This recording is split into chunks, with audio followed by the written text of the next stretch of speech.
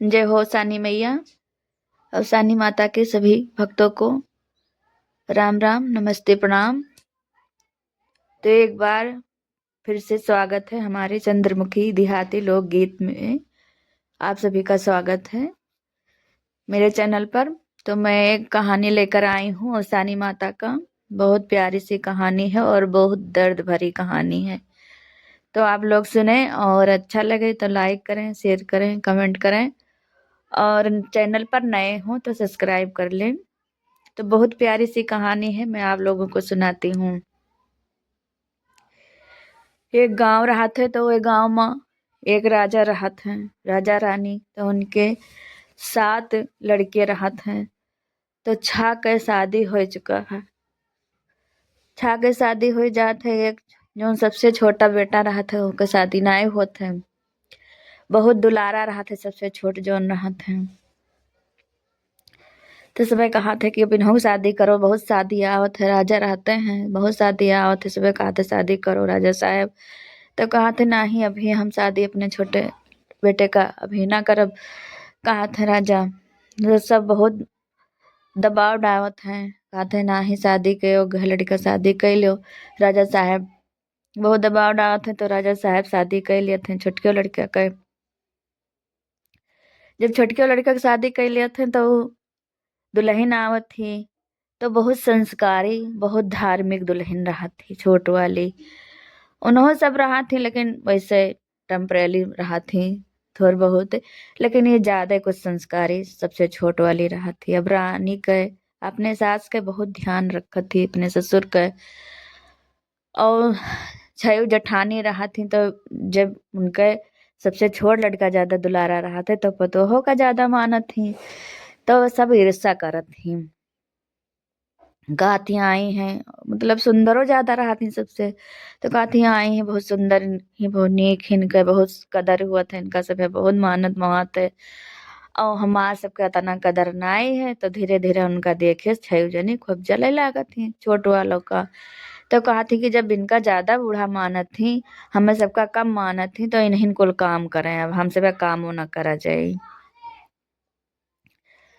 अब वह अपन काम धंधा सबके संति काम धंधा करत ही। पहले के जमाना में रहा नौकर चाकर उतना ना रहा, ज्यादा तक्कन खाना पानी वाला काम अपने घर के औरतें करत रही। तो वो अपन खाना पानी के काम उन्हीं अपना करें, अपने सास ससुर के अपने बूते सेवा करें। नौकर चाकर के बल पर नाए रहे, अपन बिस्तर लगाए अपने सास के, अपने सास के नहाए धोआए दिए, अपन कपड़ा लत्ता धोए दिए, चौका बर्तन अपन खाना पानी अपने हाथे बनावे खवाए। बहुत संस्कारी रही। नौकर चाकर के बल पर नाए रहा अपना करें खुदे। अब उनके मान्यता और होए लागा, और सब माने मोहाए उनके सास ससुर उनका लागे। एक तो संस्कारी, दूसरे इतना सेवा करें अपने सास ससुर के, तो हद से ज्यादा उनका प्यार दुलार मिले लाग। उनके जेठानी लोगन का उतना नाय मिले भाई। अब जे जेका सुख दे तब ते हो तेका दे। जब वह नाय सब उतना ध्यान रखत रही अपने सास ससुर के, तो जसवे रखत रहे तो सुनो लोग रखत रहे। लेकिन जब ये ज्यादा ध्यान रखें तो इनका ध्यान उन्हों सब रखें। उनके सास ससुर बहुत माने मोह, बहुत बखान करें। अब जब ऐसे ऐसे कुछ दिन बीत गा, 1-2 साल बीत गा। अब उनके कोई लड़का बच्चा ना है बुआ रानी के, सबसे छोट वाली इनके पतों के। तब अब उनका कहाँ के लिए उनका लड़का बच्चा ना हुआ था। हमारे सबके लड़का बच्चा है तो हमारे सबके नाय मान्यता है। इनके लड़का बच्चा ना है तो ये बहुत मानी जाती, इनका सब बहुत मानत है।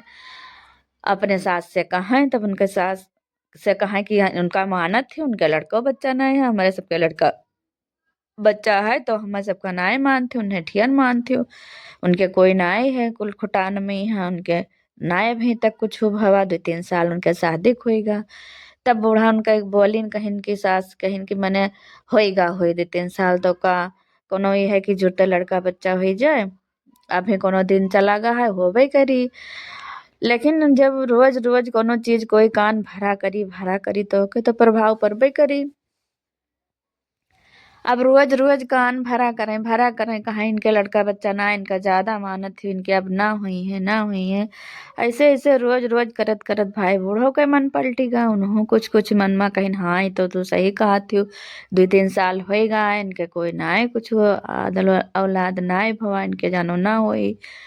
अब बूढ़ो धीरे धीरे धीरे उनका कम मुहाय लागी, बोली ताना उन्हों कुछ मारे लागी कि तोहरे ना होई लड़का बच्चा, तू का लेके का करबे, हमरा अपने लड़का के दूसरे शादी कर देवे। बोले बोले जेठान लोग जब इनके पाइन सास के सहारा तब वो और बोली मारे लागे उनका।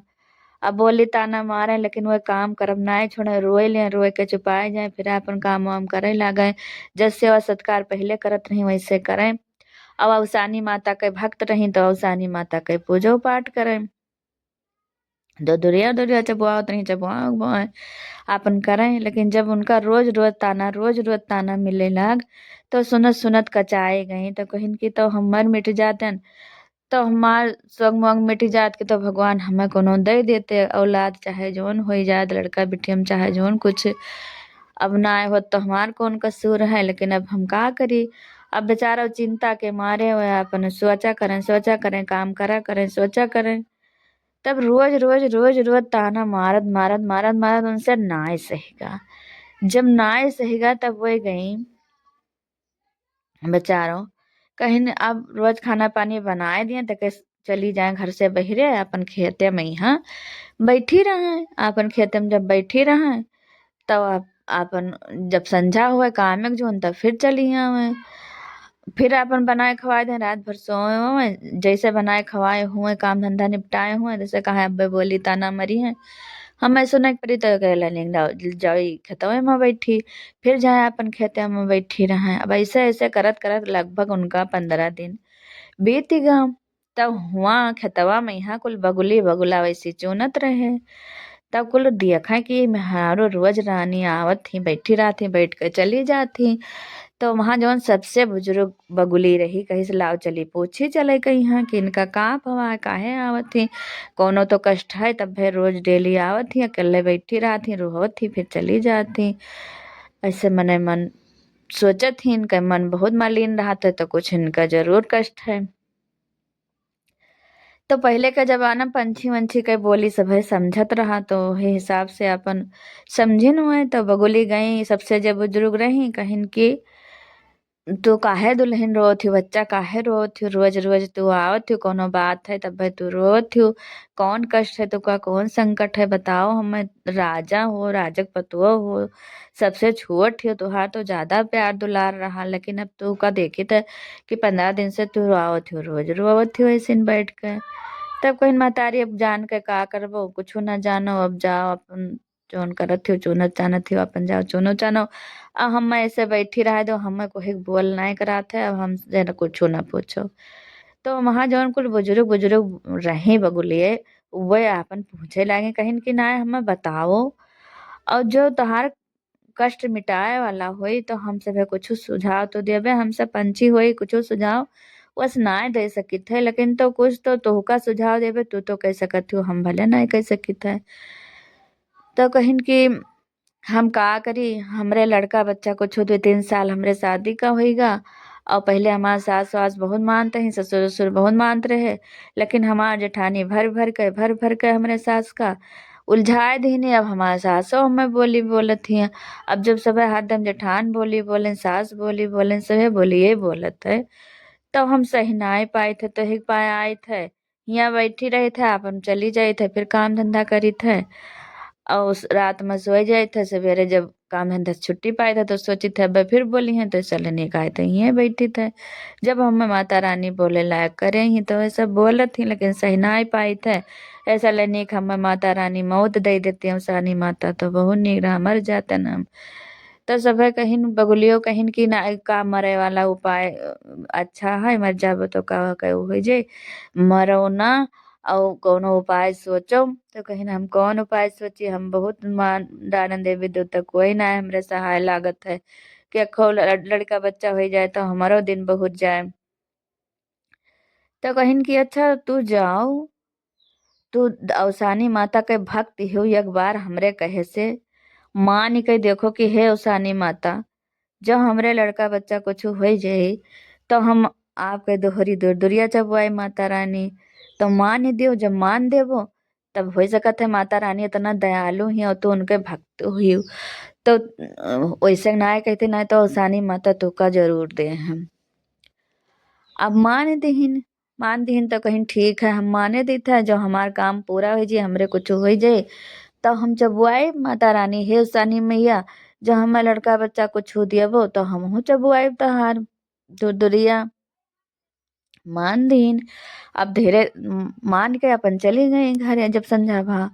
अब धीरे धीरे धीरे धीरे महीना के दिन लग जाया महीना के दिन तो इनके उल्टी होएला, खूब उल्टी हुए।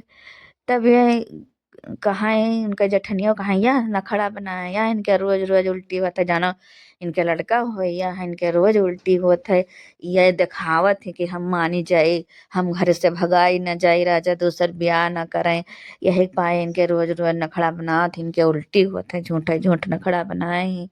ऐसे ऐसे कहा अपने सास से कहा कि इनका भगाए दो, दूसर ब्याह कर लो, ये रोज रोज नखड़ा बनाए काम करा, अभी पर कमवा करते हैं, अब कमवा दाने उल्टी उल्टी बनाए हैं कि हमारा उल्टी होता है, काम ना करे पड़े हमें। तब ससुरियो कहीं की ना ही उल्टी तो होत है उनके, अब पता नहीं कहा होत है। तब देखा कि जब ज्यादा उल्टी कुछ होए लाग तब उनके ससुरियो के दरिया लाग गवा। पहले तो बहुत बोलत रही, ताना मारत रही, लेकिन अब सास हो तो दरिया लागा कहीं की ना हमरे पतो है कि उल्टी हुआ है। और हम जाए थे अपन बलाय के वैद नर्स वर से ना उनका बलाय के पता लगवाए ना उन चमारिन का कि है कुछ की नहीं है, तो बलाइन पता लगवाइन तो कहीं की मने गर्भवती है, इनके कुछ होए वाला है। अब खूब खुशी भई कि हमने चलो सब पता है इनके रहा नहीं के नहीं रहा भी नहो के हो जाई।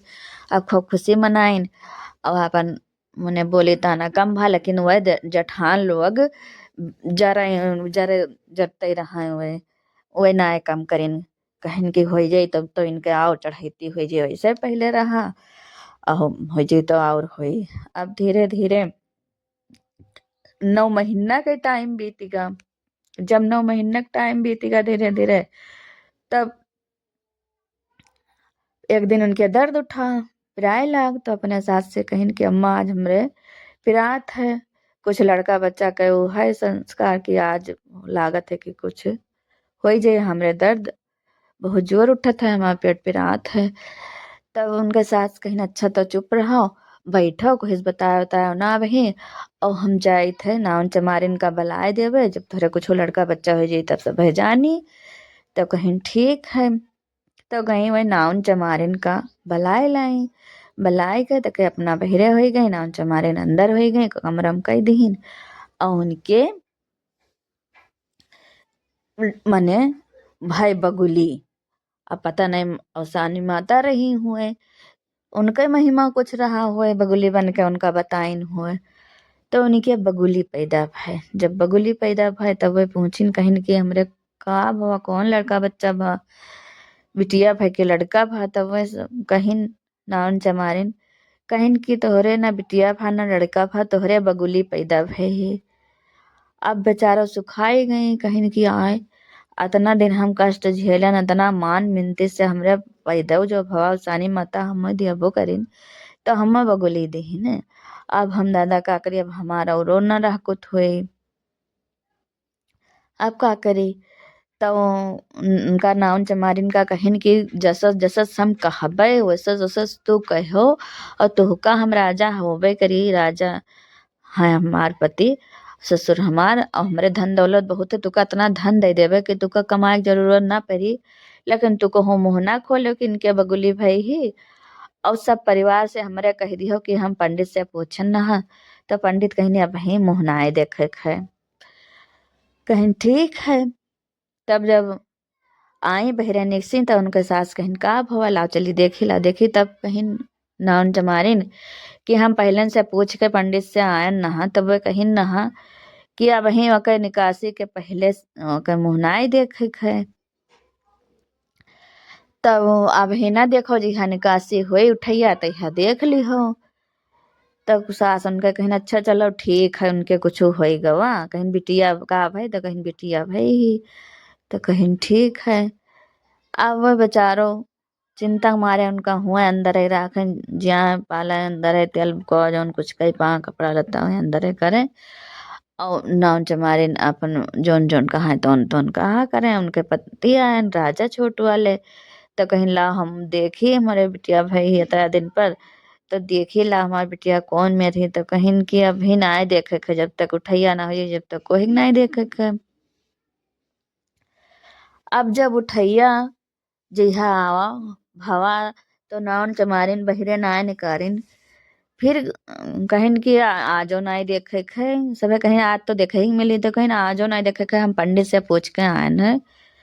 अब रानी बताए रहे तस तस करे कहीं पंडित से पूछ के आए हैं कि अब फिर आए देखे खे वो का बिटिया कहीं कहीं कहीं मुड़ने के बाद में यहाँ देखे खे।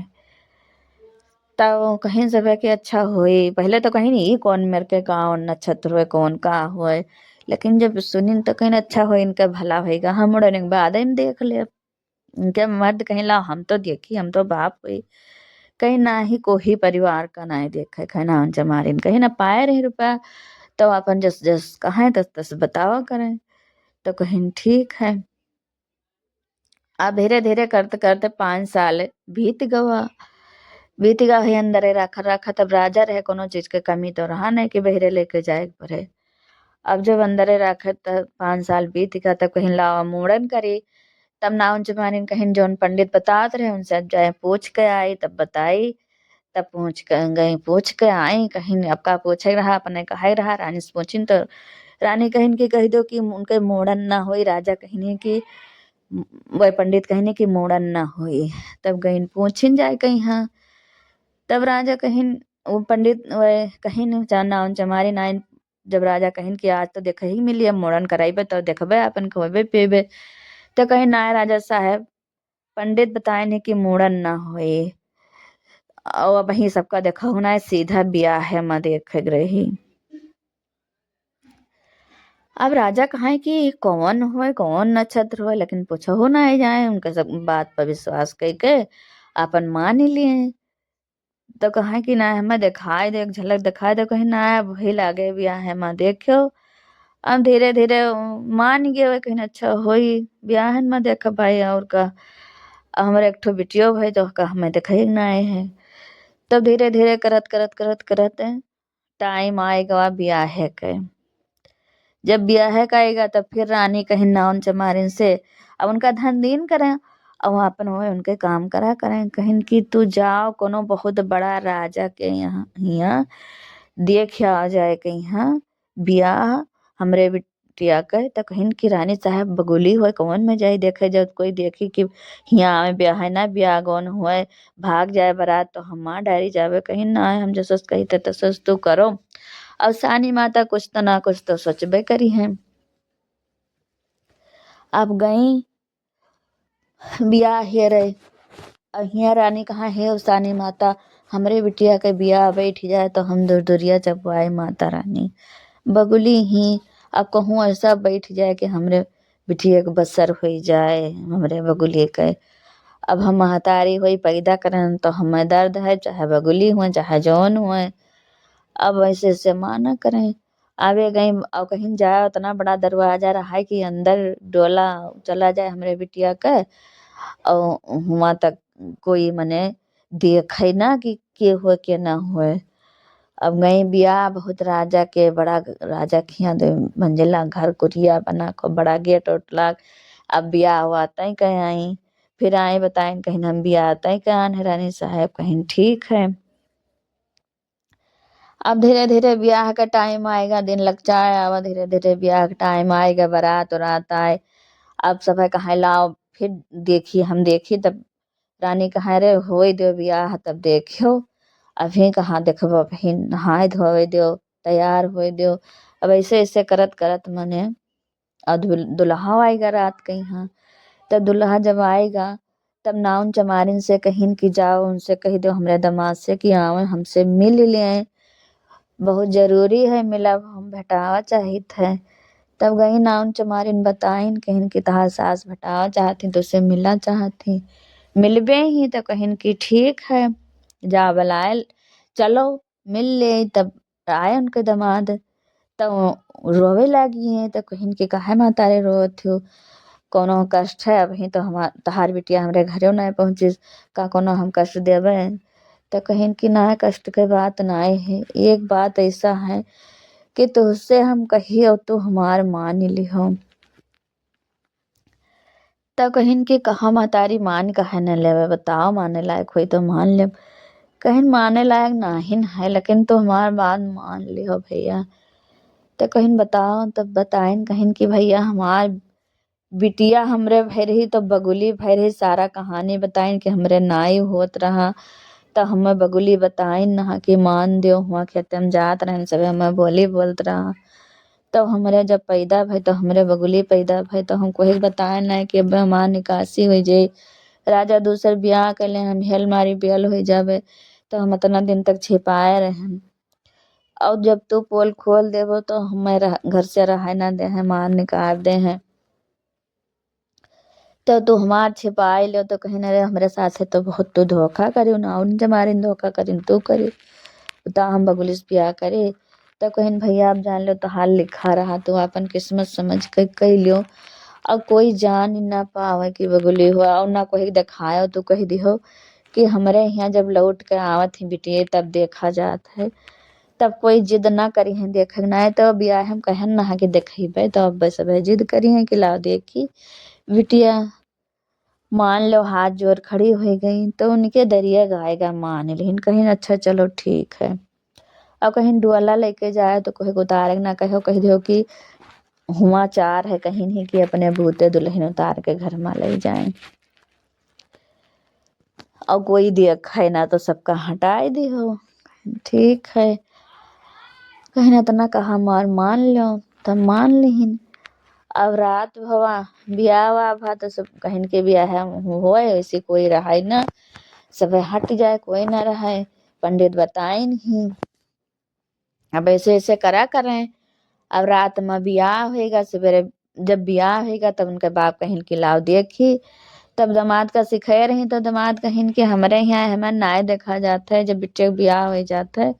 तब जब हुआ से लौट के आवत थी तब सब देखा था, तब अब विदाई हो जाए दो, देखो ना जब लौट के आई हैं तब देखो, रोई रोहट के टाइमियो है, ऐसे लनिक ना देखो। तब बाप मान लिन कह शुभ शुभ रहा है मेरे बिटिया का, खुशी खुशी हमारी बिटिया जाए।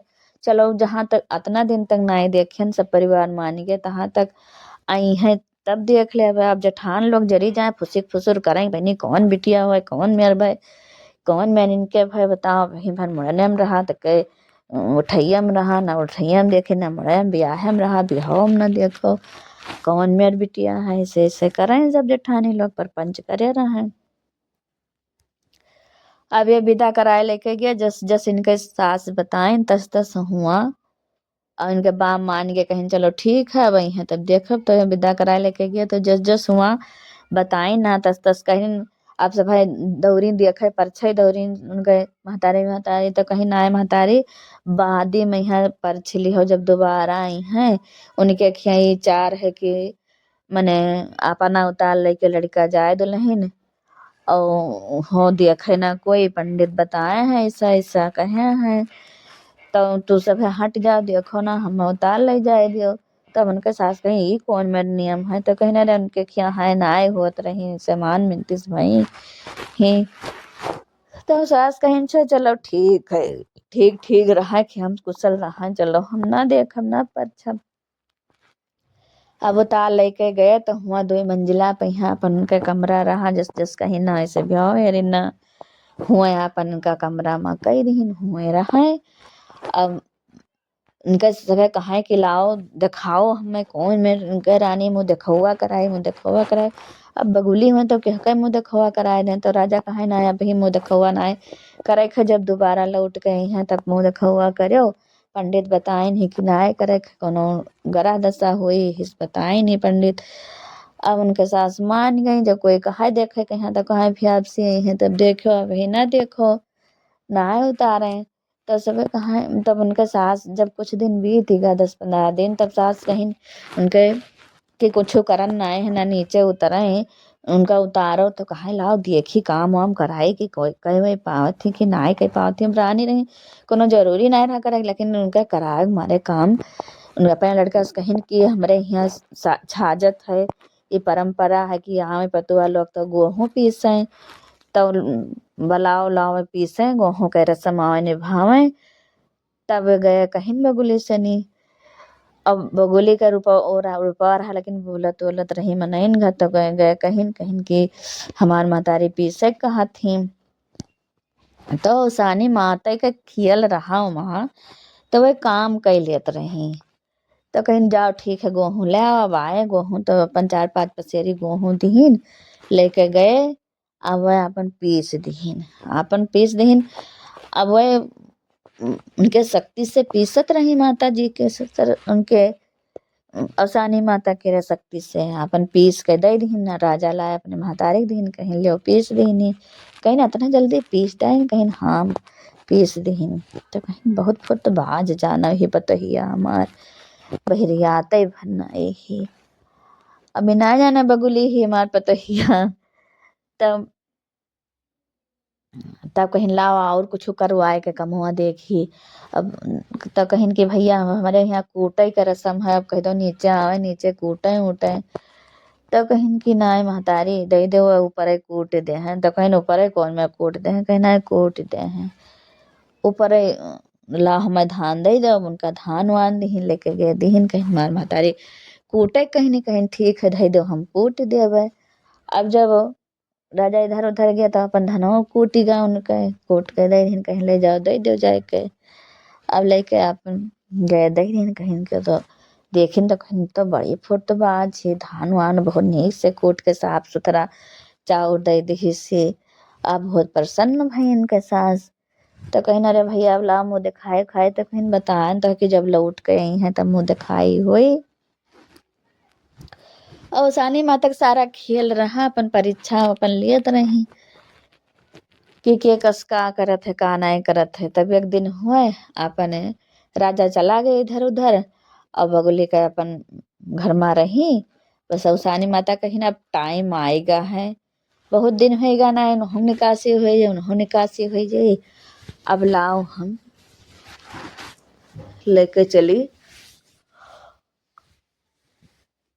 उनका अब हम रानी के रूप में प्रकट करी अब बिलार के रूप धई के अपन औसानी माता आईन और उनका सब पखना वखना नोट डारिन सब पखना वखना जब नोट डार निकल रही गाँव खिड़की में आए घुसरी आई अपन नोच नाच के और जब पखना नोच दीहिन तो सुंदर कन्या के रूप में यहाँ खूब सुंदर सुंदर अपन शरीर पाए गई मेहरारू के खूब सुंदर पाए तो गए लेकिन पखना सखना नोच गया तो कोनो साड़ी कपड़ा तो पहरे नहीं रही नंगे हो गई नोच नाच के अपन चली गई जब चली गई अपने नंगे जब हो गई तो वैसे चदरा उदरा रहा वह ओढ़ के अपन हुए लेट गई बिस्तर पे यहाँ लेट गई कहीं ना हमरे कुछ कपड़ा लत्ता ना है तो हम क्या करें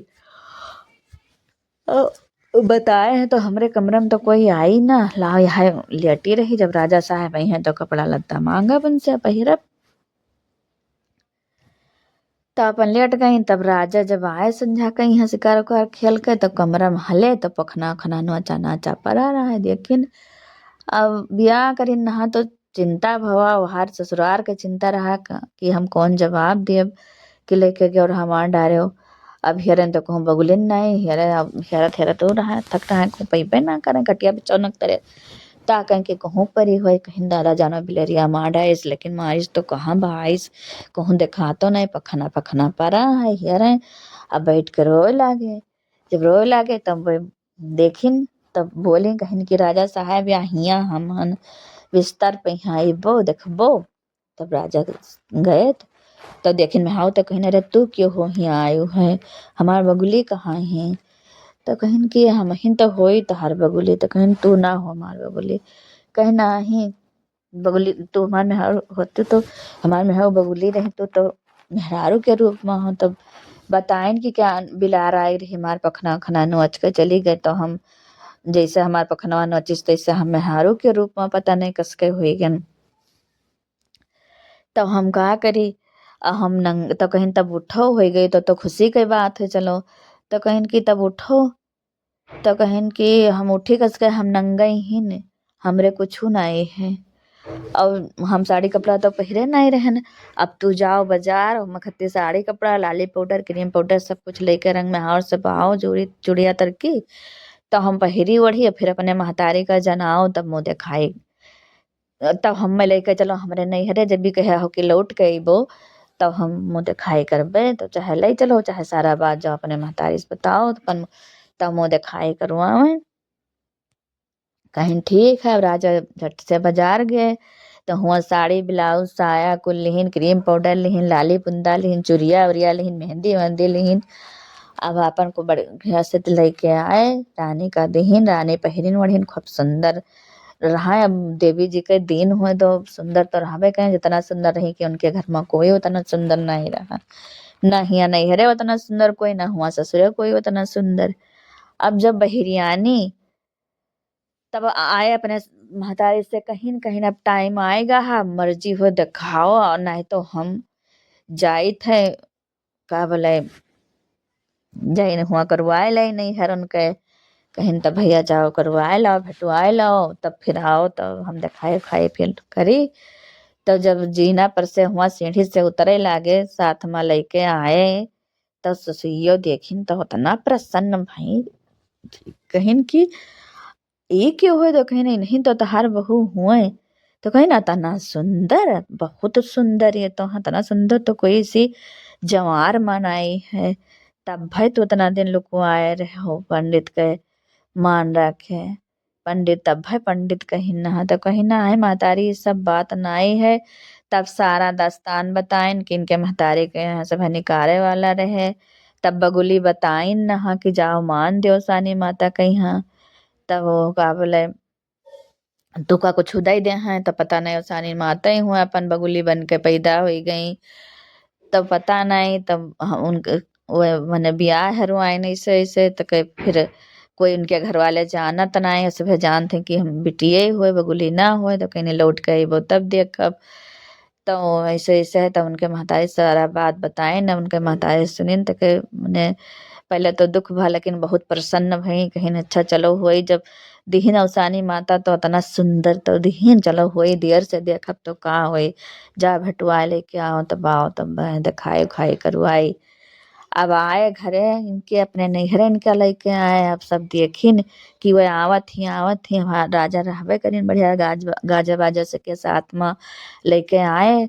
अब ये बेचारा चिंता मारे मर गए कहीं लिहा आवत है अब्बा जैसे जनिए तैसे हम मैं तो मार डरी जाबे कि बता दो बगुली के बियाह राजा के साथे कह दियो पहले तो तारा छल करियो कोई सुनाए बतायो। चिंता मारे मारे सब खुशी मनाया रहे घर भर की आवत ही माँ बिटिया आवत ही मार बिटिया उनके बाप अब आजी दादी चाची सब खूब खुशी रहे। अब जब लइके आए आपन जब उतरे तब देखिन तैसे तब खुशी हो गई कि कहीं की के हो हमार बगुली तो ना हुए लेकिन चाहे जे हो चलो हमारी बेटी भगाई तो न जावे। तब आए बैठे उन्हों बैठे का और भेड़ भा पानी पत्ता पीन तो पूछिन कहीं की बगुलिया हमार चुप्पे पूछिन तो कहीं यही तो तहार बगुली हुए। तो कहीं हाँ ये बगुली हुए हम बगुली तो का दी हन्ना तब ये पता नहीं क्या कल के आए हुए हम बगुली पैदा करें तो हमें मोह मोहब्बत है। तू बताओ कि क्यों हुई। तो कहीं की तोहरे बगुली हुए ना तोरे विश्वास हो तो पूछ लियो। तब पूछिन कहीं बहनी बताओ तो क्यों हो तब बताइन कहीं महतारी हमहीन हुई। पता नहीं तू का उसानी माता जब तू मान्यू तो पता नहीं नहीं बन के पैदा हो गई कौन मेरे पैदा कर रही तो के पखना मार बिला रहा है नुआ डाइस तो हम हारू के रूप में हो गन। तब सारा बात बताइन तब खूब खुशी भई प्रसन्न भई सब परिवार देखिन सब परिवार से तब सारा बात बताइन कि तुम में सब मारा निकारत रहे हुआ बैठी रहते हैं तब मानंद आनंद नहा यही सब बतायन नहीं रहा। तब बगुली हमरे भई रही नहीं तो हम सब रहा न दियत। तब अपन रही एक दो दिन तक अपन राजा लेके फिर अपन विदा कराइन फिर लेके गए अपने घरे। फिर उनके सास परछिन वर्छिन उनका गृह प्रवेश करवाइन सब करवाइन उरवाइन तक फिर उनका सबका देखवाइन उखवाइन सब मनई जुटे अपन नात बात का जनाइन सब देखिन सुनिन सब खूब सराहना करें कि बहुत सुंदर उनका मेहरारू ही बहुत नीक ही उनका राजा के पतुहा बहुत सुंदर ही। अब ऐसे ऐसे सब बखान करें तो सानी माता जैसे उनके कष्ट काटिन दुख काटिन और सानी मैया और हिया दूर दुरिया चबुआवागा हुआ उनके नैहरे चबुआवागा जो पहले माने रही वहाँ चबुआइन और चबुआइन खूब मेहरारू बलाए के खूब सुहागिन बलाए दूर दुरिया दुरिया चबुआइन और प्रसन्न भय सब परिवार हिया हुआ मुँह दिखाई भवा। तो जस माता रानी उनके भला करिन वैसे सबका भला करें कहाई तेहुक भला करें सुने जे कहानी तेहुक भला करें माता रानी। तो जय हो सानी माता, जय हो मैया।